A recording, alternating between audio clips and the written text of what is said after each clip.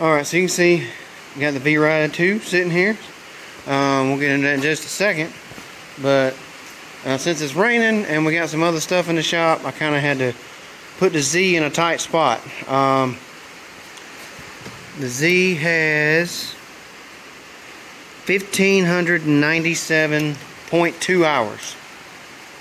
FX730 Kawasaki, so this is pretty much essentially the same engine as is on the VRIDE, but this is my 100-hour routine maintenance.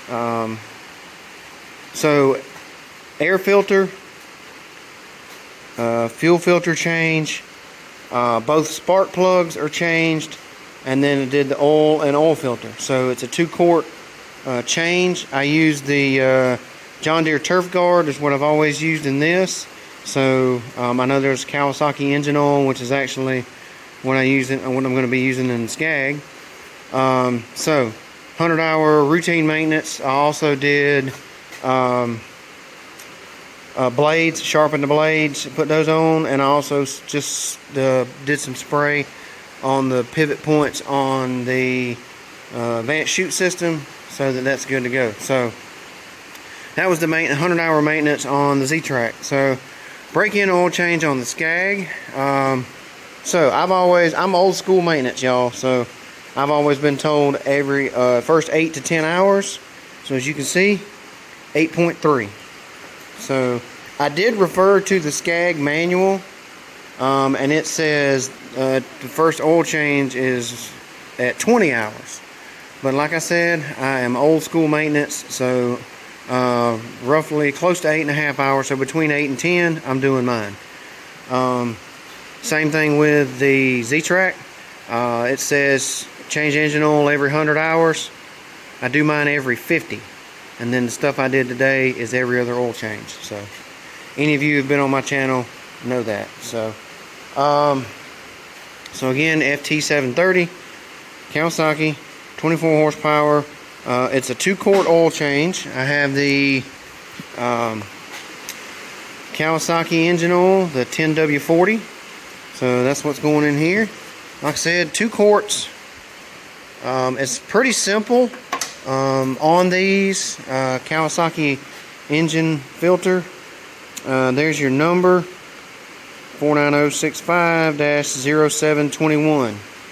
I think the old number was 7007, but this is the new version. So easily accessible filter right here on the side.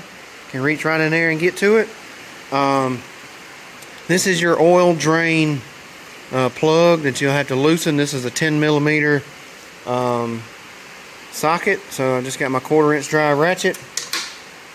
10mm socket, loosens up. It actually has, if you can see in there's a hose that runs down right there, right off that rail. It's actually clamped and pointed right off the bottom. Now something to note about that, a standard like a oil pan that you would get off of a car will not go under the back of this. So the one that's, I don't know, about 4 inches deep will not go under the back of this with it sitting on the ground. So if you don't have a shallow pan or a lift, what I did here is, y'all seen me do this with the quick track, I back the back of the mower up onto the car ramps, and then just simply take a floor jack the front of it up to where it's pretty much level, maybe leaning back just a touch, and voila.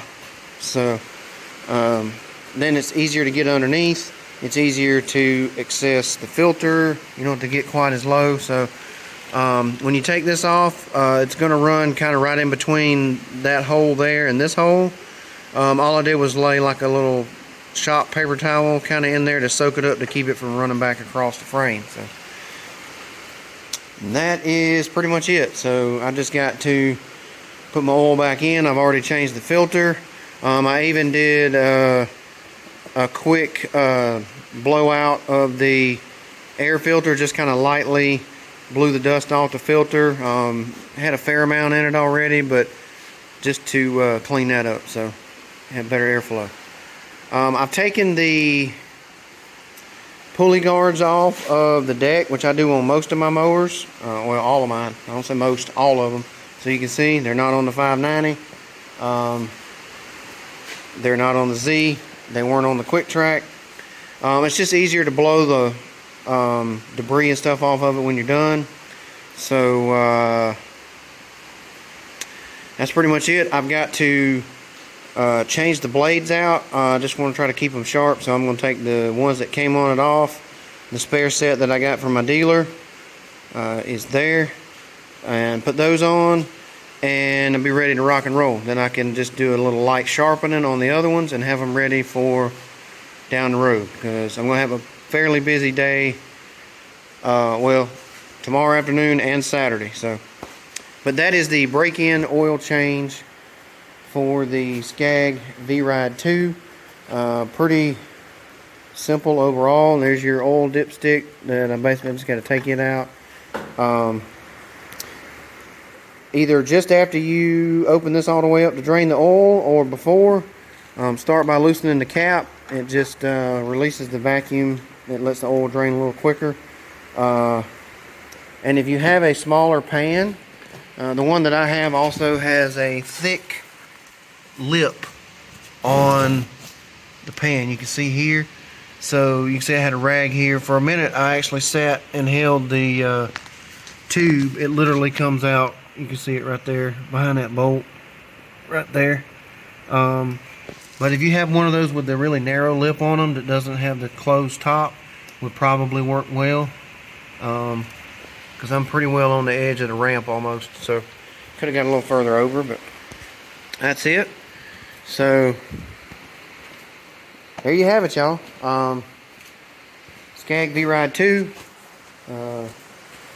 break-in oil change on the FT730 Kawasaki. Nothing spectacular to it, but just kind of a quick overview. So like I said, already got to that point on the SCAG. I'll probably put between tomorrow and Saturday, I'll probably put another 6 or 7 hours on it, I would guess, but we'll just see how that goes, and we'll get these blades on and be ready to go. So hopefully this was helpful. Just a few pointers of where everything's at, and a way to kind of get the mower up off the ground if you need to, if you got some ramps and a floor jack. So thank y'all, appreciate you watching. Let me know in the comments below any thoughts on this. And if y'all have had to do this yet, or anything of that kind of nature, and appreciate it. As always, y'all be safe, be kind, be blessed, and I'll catch you on the next one. Thanks, everybody.